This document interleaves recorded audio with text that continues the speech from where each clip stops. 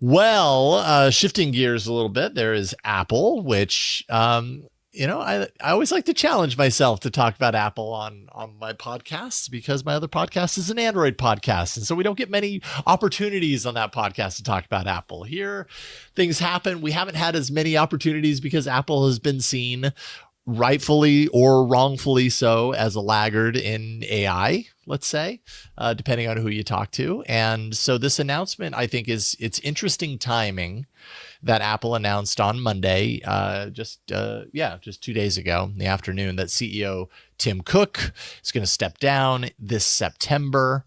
Senior VP of Hardware Engineering John Ternus is going to take his place and also join the Apple board in the process. Ternus actually joined Apple back in 2001, became VP of Hardware Engineering in 2013, and through that time has essentially led teams driving most of Apple's biggest, hardware efforts throughout that time. Name it, he's probably, was the lead of that hardware for the last decade and almost a half.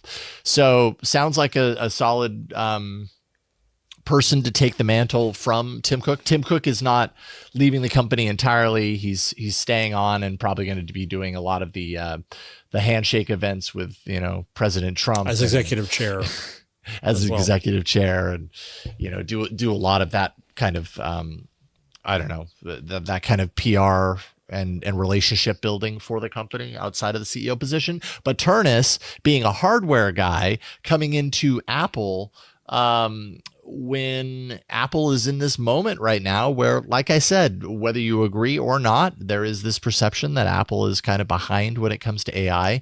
Now there's this big transitionary moment, this big leadership change. I mean, as big as it gets, right? The last time this happened, Apple's CEO, Steve Jobs, passed away, and Tim Cook, that was one of the biggest stories of that decade in the world of technology. And so these moments don't happen very often. So I feel like it's worth talking about because this could really signal the beginning of the next era for Apple. And maybe that's part of the reason why we're hearing about it now and not a few years down the line.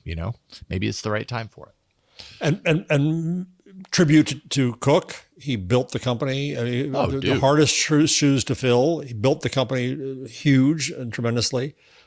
Criticized $4 trillion. $4 trillion market share company from something like 60 billion. I mean, the growth is astronomical. Yes. He did an amazing job in his role. Yes, exactly. Yeah.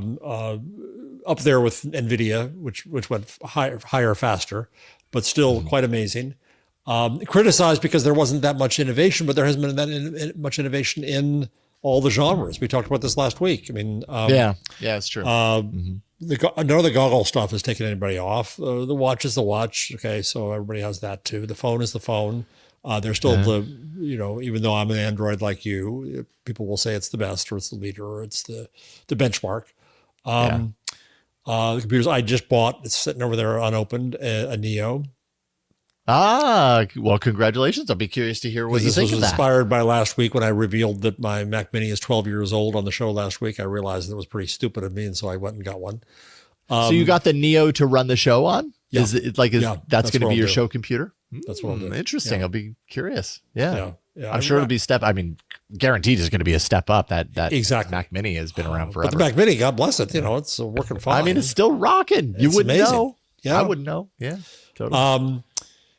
So when I listed the competitors to Google around AI and the AI universe, Apple is not on the radar, not at all, right? We know that Apple is going to use Gemini for Siri. So putting a hardware guy in, I think, says that's where our fortune remains.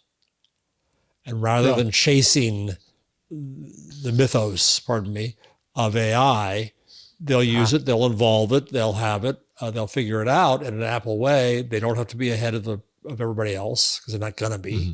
It's too big an investment. I think they still have the confidence that their hardware will be it. My hope is, we'll see whether Johnny Ive and Sam Altman come up with anything on OpenAI that changes the paradigm, as we like to say. Mm-hmm. When I worked at Delphi many years ago, if we used the word paradigm, we had to put $5 in a jar. I remember that. So we'll see whether or not somewhere outside does it, but still Apple's the most likely, I think, to invent whatever it is that is going to be our primary connector to this digital brain. So yeah, it'll be interesting to watch what happens. Cook will still be there, still watching it over. I think that he and Apple got a lot of criticism from certain quarters about the politics. You know, I was thinking about this. You know, Jensen Huang has also played up next to Trump. All of them have. Zuckerberg's been there. Cook, I think, got more criticism than others, mainly because I think people expected something different from Apple. Yep. That Apple's a different technology company. Hold them to a different standard. Yes. Yeah.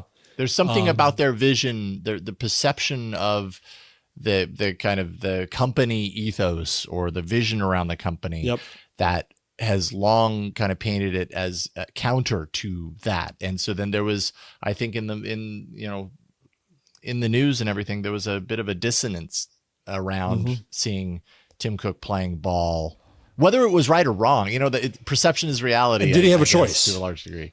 I mean, did he have a choice? Absolutely. My politics are clear.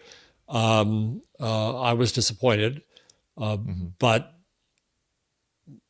how much did he give up in giving up a gold bar versus how much did Sam Altman give up in following in after Anthropic and trying to get OpenAI in defense? What is Anthropic going to give up now in negotiations, which we'll get to in a few minutes, right? Yes. So it varies. I don't think that Cook did anything besides lend his face and good name and the company's good name to these political events. So fair or unfair that he took his level of criticism.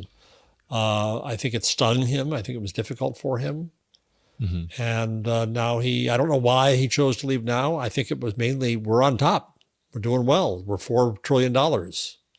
It's time. I think some of the reports that I had read in recent months were that this transition, I don't know if they were naming Ternus as like a guarantee or anything like that. I think his name would turn up as far as possibly replacing Cook at some point. But the reports were saying that something like this was planned sometime in the next like 2 years. And so if it was 2 years, let's say it was 2 years from now, and then they're, positioning it to now, that just has me a little curious as far as it does me too. Not then, but to get a sense of Ternus's kind of mindset going into this role, Bloomberg had reported that Ternus had already begun reorganizing the hardware group around a new internal AI platform that is devised to help drive product development. Apparently they're using Claude for part of that.